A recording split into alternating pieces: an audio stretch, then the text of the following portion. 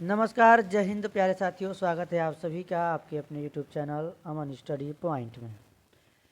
साथियों, आज एक और सीटेट वीडियो के साथ जिसमें सीडीपी यानी बाल विकास के प्रीवियस ईयर क्वेश्चन पेपर से दिसंबर 2019 के पेपरों को देखेंगे, जो कि पीआरटी लेवल का है, यानी प्राथमिक स्तर पर प्रश्न पूछे गए हैं। तो चलिए शुरू करते हैं वीडियो को। और वीडियो को शुरू करने से पहले आप सभी को छठ पर्व की ढेर सारी शुभकामनाएं। तो चलिए शुरू करते हैं वीडियो को। तो साथियों, प्रश्न है आप सभी के स्क्रीन पर, और प्रश्न को देखने के बाद आप लोग अपने मन में प्रश्न का जो आंसर है उसको गेस करिएगा, यानी सोचिएगा कि कौन सा ऑप्शन सही होगा। और वीडियो के अंत में आप लोग 30 में से आपके कितने प्रश्न सही हो रहे हैं अपना स्कोर ज़रूर बताइएगा, यानी इससे पता चलेगा कि आपकी तैयारी कितनी सही चल रही है, कितने अच्छी प्रकार से चल रही है। तो पहला प्रश्न देखेंगे। प्रश्न है यहाँ पर, छात्र केंद्रित शिक्षा शास्त्र की क्या विशेषता है। तो प्रश्न सकारात्मक है, और ऐसा ऑप्शन देखते ही जहाँ भी रटने की बात की गई है, यंत्रवत याद करने की बात की गई है, बच्चों के वर्गीकरण की बात की गई है, केवल आ गया, मात्र ही ऐसा आ गया, उसको आप लोग पहले ही छोड़ दीजिए, आंसर सीधा लगाइए।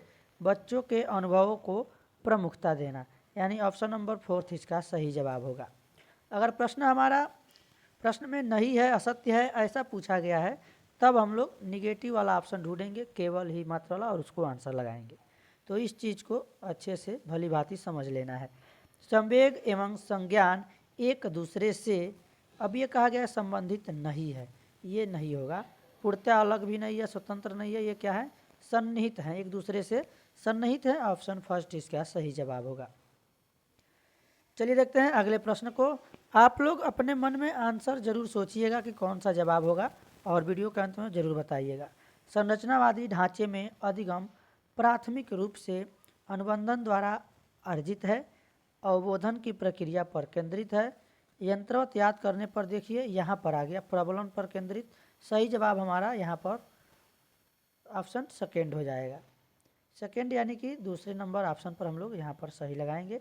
चलेंगे अगले प्रश्न की ओर। अगला प्रश्न आपका ये है, अनेक घटनाओं के बारे में बच्चों के द्वारा बनाए गए सहजानुभूत सिद्धांतों के संदर्भ में शिक्षिका को क्या करना चाहिए। अनेक घटनाओं के बारे में बच्चों द्वारा बनाए गए सहजानुभूत सिद्धांतों के संदर्भ में बार बार याद करने के लिए सही सिद्धांत में बदल देना चाहिए। अब देखिए, फिर से वही बात, याद करने की बात आ गई है।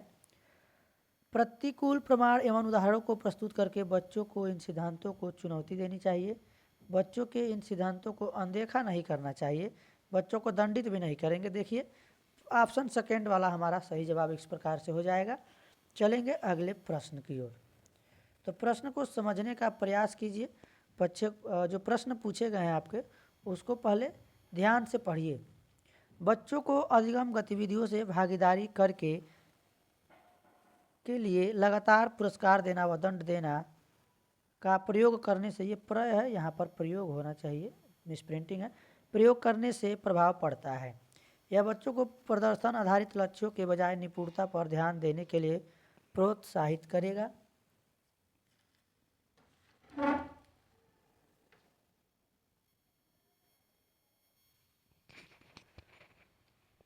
तो अब ऑप्शन आपका ये दिया गया है, यह बच्चों को प्रदर्शन आधारित लक्ष्यों के बजाय निपुणता पर ध्यान देने के लिए प्रोत्साहित करेगा। अधिगम में बच्चों की स्वाभाविक अभिरुचि तथा जिज्ञासा कम होती है, बाहरी अभिप्रेरणा कम होती है, आंतरिक अभिप्रेरणा बढ़ती है। अब यहाँ पर थोड़ा सा प्रश्न ये पूछा गया है, हाँ, दंड देने से, दंड का प्रयोग करने से, यानी हम अगर उन्हें दंडित करेंगे या फिर पुरस्कारित करेंगे तो इससे क्या होगा, अधिगम में बच्चों की स्वाभाविक जो अभिरुचि तथा जिज्ञासा है वो क्या होगी, कम होगी। यहाँ पर सेकेंड वाला ऑप्शन सही जवाब हो जाएगा। चलेंगे अगले प्रश्न की ओर। अगला प्रश्न यह है, संरचनावादी सिद्धांतों के अनुसार अधिगम के बारे में निम्नलिखित कथनों में से कौन सा सही है। संरचनावादी सिद्धांतों के अनुसार अधिगम के बारे में कथन पूछा गया है, कौन सा सही है। अधिगम आवृत्तीय संबंध के द्वारा व्यवहारों का अनुबंधन है। अधिगम सक्रिय विनियोजन के द्वारा ज्ञान की संरचना की प्रक्रिया है। अधिगम पुनरुत्पादन एवं स्मरण की प्रक्रिया है, या फिर अधिगम यंत्रवत याद करने की। देखिए, याद करने की, स्मरण की, ये स्मरण का मतलब भी हो गया याद रखना। तो यहाँ पर सही जवाब हमारा जाएगा ऑप्शन नंबर सेकेंड के साथ। चलेंगे अगले प्रश्न की ओर। अगला प्रश्न ये है, विद्यार्थियों को अस्पष्ट उदाहरण एवं गैर उदाहरण के क्या परिणाम हैं। उदाहरण एवं गैर उदाहरण देने के क्या परिणाम हो सकते हैं, ये पूछा गया है। अभाव यहाँ पर दिया गया है। यहाँ पर ऑप्शन थर्ड सही जवाब होगा। अवधारणात्मक परिवर्तनों को प्रोत्साहित करने के लिए यह एक प्रभावशाली तरीका है। तो ऑप्शन लगाएंगे थर्ड के साथ। बढ़ेंगे अगले प्रश्न की ओर। ऑप्शन भी आप लोग अच्छे से पढ़ेंगे। एक प्राथमिक विद्यालय की अध्यापिका बच्चों को एक प्रभावशाली समस्या समाधानकर्ता बनने के लिए किस प्रकार से प्रोत्साहित कर सकती है। प्रोत्साहित करने के लिए पहले ही दिया गया अस्वीकार करके, दंडित करके, ये वाला ऑप्शन नहीं होगा। प्रोत्साहित करने की बात की गई है। भौतिक पुरस्कार, बल नहीं देना है, फोर्स नहीं करना है बच्चे को। यहाँ पर सही जवाब जाएगा सेकेंड के साथ। बच्चों को सहजानुभूत अनुमान लगाने के लिए प्रोत्साहित करके, प्रोत्साहित करेंगे तथा उसी पर आधारित विचार मंथन करके।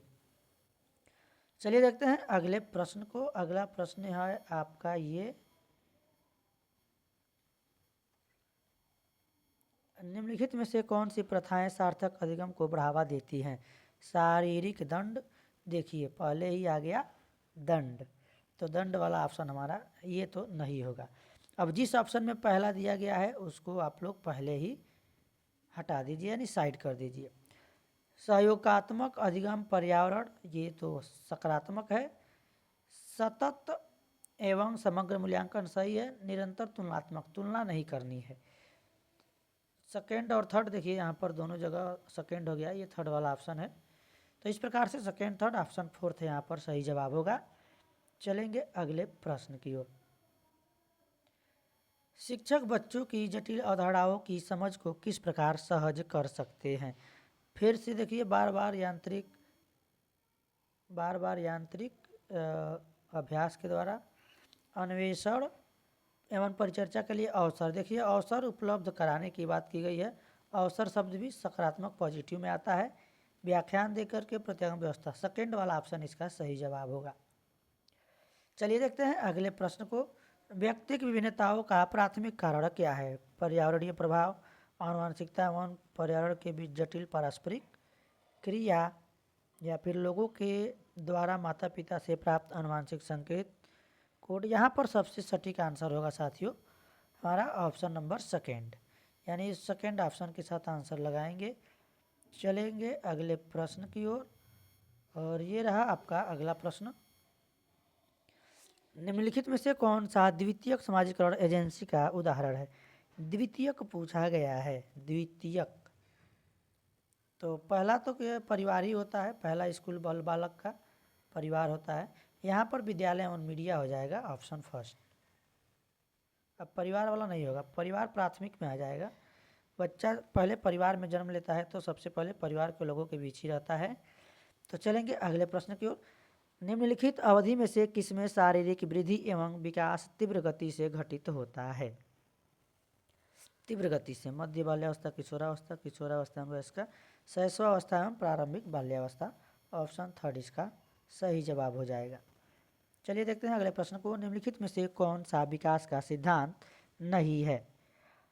ऑप्शन को देखिए और आंसर लगाने का प्रयास आप लोग भी कीजिए। जब तक आप लोग आंसर नहीं देंगे, गलत होगा सही होगा, गलत करते करते सही भी आंसर हम लोग देंगे, तो प्रयास करने से ही क्लियर होगा। विकास आनुवंशिकता एवं पर्यावरण दोनों के द्वारा प्रभावित होता है। ये कहा गया कौन सा सिद्धांत नहीं है, इस चीज़ को ध्यान में देना है। हम लोग यहाँ गलती करते हैं, कौन सा विकास का सिद्धांत है ये समझ कर आंसर लगा देते हैं और हमसे गलती हो जाती है। तो यहाँ पर विकास सार्वभौमिक है तथा सांस्कृतिक संदर्भ में इसे प्रभावित नहीं करते, नहीं करने की बात की गई है। तो कहीं ना कहीं विकास जो है सार्वभौमिक है, ये तो सही है। प्रभावित करता है कि नहीं करता है, विकास जीवन पर्यंत होता है, ये तो विकास जीवन पर्यंत होता है, सही है। विकास परिवर्त्य है। अब यहाँ पर ध्यान देना है, दोनों सही है। विकास और आनुवंशिकता पर दोनों के द्वारा प्रभावित भी होता है, ये भी सही है। ये जो है सिद्धांत नहीं है। विकास सार्वभौमिक तथा सांस्कृतिक संदर्भ इसे प्रभावित नहीं करते, प्रभावित करते हैं। इसे जो है सांस्कृतिक जो संदर्भ है विकास को क्या करते हैं, प्रभावित करते हैं, इसलिए ये जो है विकास का सिद्धांत नहीं है। सेकेंड वाला ऑप्शन हमारा सही जवाब होगा। चलिए अब चलते हैं अगले प्रश्न की ओर। अगला प्रश्न ये है, कक्षा में परिचर्चा के दौरान एक शिक्षक प्रायः लड़कियों की तुलना में लड़कों पर अधिक ध्यान देता है, किसका उदाहरण है? तो ये जो है एक तरह से कहिए तो जेंडर पक्षपात हो जाएगा, यानी कि उसमें मतभेद करना। ऑप्शन थर्ड, यानी लिंग के आधार पर भेदभाव करना। चलेंगे अगले प्रश्न की ओर। बच्चों में जेंडर रूढ़िवादिता एवं जेंडर भूमिका अनुरूपता को कम करने के लिए निम्नलिखित में से कौन सी पद्धति प्रभावशाली होगी? जो उनके अंदर जेंडर भूमिका है उनको कम करने के लिए, रूढ़िवादिता जो है उसको दूर करने के लिए जेंडर पृथक खेल, देखिए अलग नहीं करना है, अलग कर देंगे तब तो दूर नहीं होगा, इसका हमें ध्यान देना है। बैठने की व्यवस्था, अलग बैठने की व्यवस्था, एक साथ हम लोग उनको रखेंगे। जेंडर पक्षपात के बारे में एक साथ उनको रख के क्या करेंगे, परिचर्चा करेंगे उस पर, तो जाके ये जो है कम होगा। ऑप्शन थर्ड इसका सही जवाब होगा।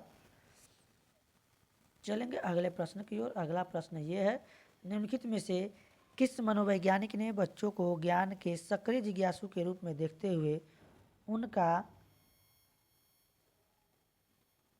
उनके चिंतन पर सामाजिक एवं सांस्कृतिक विषय वस्तुओं के प्रभाव को महत्व दिया?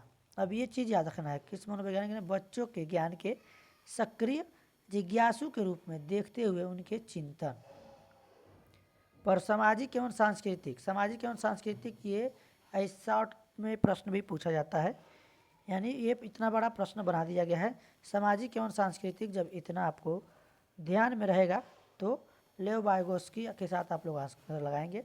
ऑप्शन नंबर फोर्थ इसका सही जवाब है।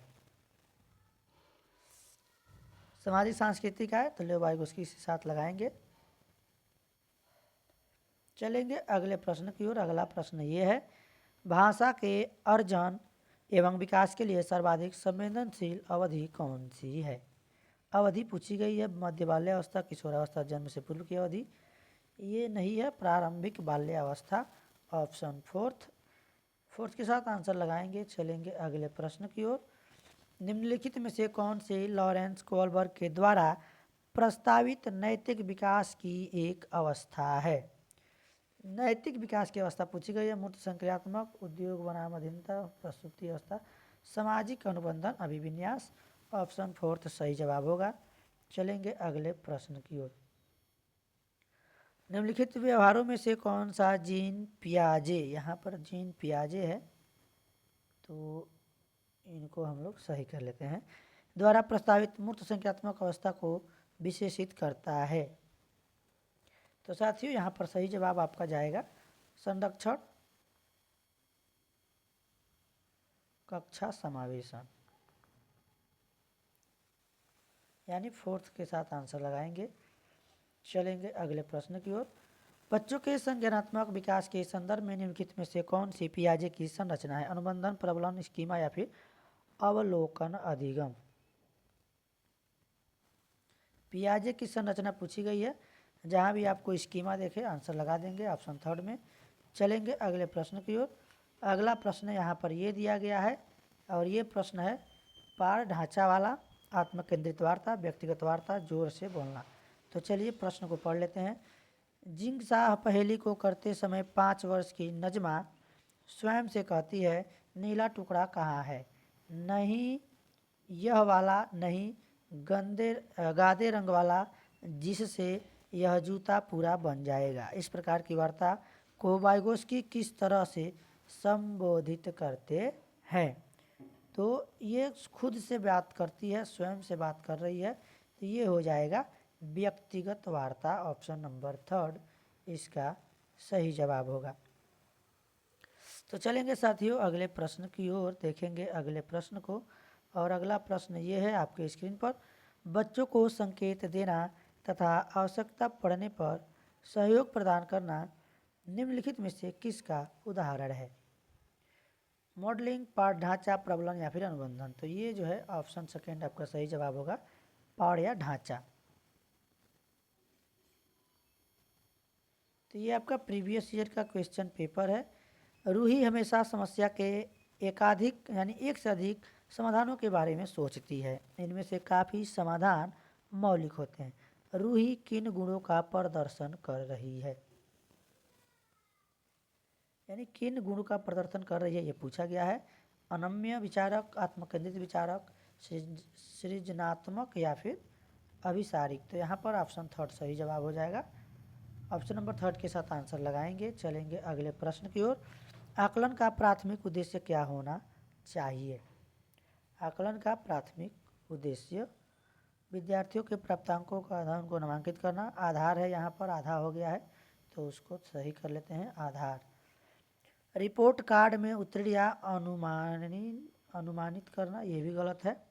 विद्यार्थियों के लिए श्रेणी निश्चित करना, ये भी सही नहीं है, नेगेटिव है। संबंधित अवधारणाओं के बारे में बच्चों की स्पष्टता भ्रांतियों को समझना, ऑप्शन फोर्थ इसका सही जवाब होगा। चलिए देखते हैं अगले प्रश्न को। अगला प्रश्न है, निम्नलिखित कथनों में से कौन सा बुद्धि के बारे में सही है? अब बुद्धि के बारे में बताना है, तो जब बुद्धि के बारे में आप लोग पूरा पढ़े होंगे तब आपको समझ में आएगा। फिलहाल देखते हैं इसको। बुद्धि एक एकात्मक कारक तथा एक एकाकी विशेषक है। बुद्धि बहुआयामी है तथा जटिल योग्यताओं का एक समूह है। बुद्धि एक निश्चित योग्यता है जो जन्म के समय ही निर्धारित होती है। नहीं, हम लोग जन्म के समय ही उसको निर्धारित नहीं कर सकते हैं, क्योंकि जन्म के समय तो शिशु अभी उसको किसी चीज़ का बोध ही नहीं होता है, ज्ञान ही नहीं होता है, ना स्पष्ट बोल पाता है।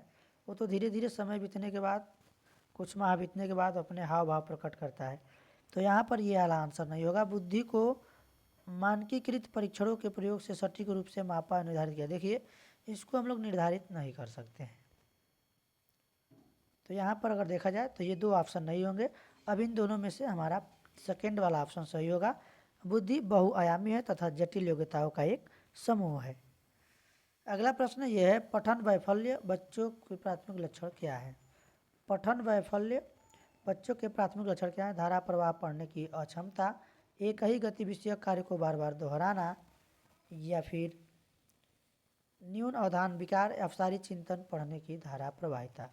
तो ये जो है धारा प्रवाह पढ़ने की अक्षमता, ऑप्शन फर्स्ट के साथ आंसर लगाएंगे। चलेंगे अगले प्रश्न की ओर। अगला प्रश्न है, शिक्षा का अधिकार अधिनियम 2009 में उल्लेख की गई समावेशी शिक्षा की अवधारणा निम्नलिखित में किस पर आधारित है? तो ऑप्शन आप सभी के स्क्रीन पर है। अधिकार आधारित मानवतावादी परिप्रेक्ष्य, मुख्यतः व्यावसायिक शिक्षा उपलब्ध करा करके अशक्त बच्चों को मुख्यधारा में शामिल करना, व्यवहारवादी सिद्धांत, या फिर अशक्त बच्चों के प्रति एक सहानुभूति अभिवृत्ति। इस प्रश्न का सही जवाब हमारा होगा साथियों ऑप्शन फर्स्ट। चलेंगे अगले प्रश्न की ओर। अगला प्रश्न है, शिक्षण अधिगम प्रक्रिया में वंचित समूह से संबंधित विद्यार्थियों के द्वारा सहभागिता कम होने की स्थिति में एक शिक्षक को क्या करना चाहिए? कहा गया है कि इन विद्यार्थियों से अपनी अपेक्षाओं को कम करना चाहिए। जी नहीं, अपेक्षाएं हम लोग कम नहीं कर सकते हैं, ऐसा नहीं करना चाहिए। अपनी शिक्षण पद्धति पर विचार करेंगे तथा बच्चों की सहभागिता में सुधार करने के लिए नए तरीके ढूंढने चाहिए। और ये देखिए, बच्चों को विद्यालय छोड़ने के लिए देखिए ऐसा नहीं कहना चाहिए। इस स्थिति को जैसी है स्वीकार नहीं करना चाहिए। उसको क्या करना चाहिए? अपनी शिक्षण पद्धति पर विचार करना चाहिए तथा बच्चों की सहभागिता में सुधार करने के लिए नए तरीके ढूंढने चाहिए। सेकेंड ऑप्शन के साथ आंसर लगाएंगे। चलेंगे अगले प्रश्न की ओर। और आज का आखिरी प्रश्न है, एक समावेशी कक्षा में एक शिक्षक को विशिष्ट शैक्षिक योजनाओं को सक्रिय रूप से तैयार करना चाहिए। तैयार करने के लिए हतोत्साहित नहीं करना है। हतोत्साहित नेगेटिव टैग वर्ड है, याद रखना है। तैयार नहीं करना चाहिए, कभी कभी तैयार करना चाहिए, यानी सक्रिय रूप से तैयार करना चाहिए।